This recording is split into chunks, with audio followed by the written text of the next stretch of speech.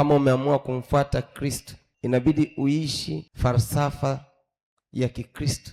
Yenyewe ipo katika imani ya kuamini kwamba muda nilio hai ndio wakati sahihi ambao Mungu anaweza akafanya muujiza kwangu. Muda nilio hai ndio wakati sahihi ambao Mungu anaweza akafanya jambo kwangu.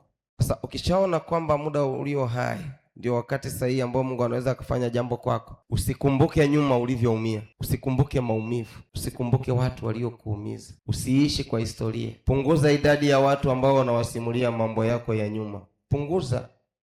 Punguza kabisa. Na naomba wengi ambao mmeamua kuambatana na haya mafundisho na kukaa hapa kanisani kama washirika au watu ambao mmeamua kunifuatilia, kama unataka kufanikiwa sana, mojawapo ya kanuni, punguza idadi ya marafiki. Ukiona una marafiki wengi sana, sahau kuwa na mafanikio. Kuwa na watu mnaofahamiana na kuheshimiana, sio marafiki ambao wanatakiwa kufika nyumbani kwako.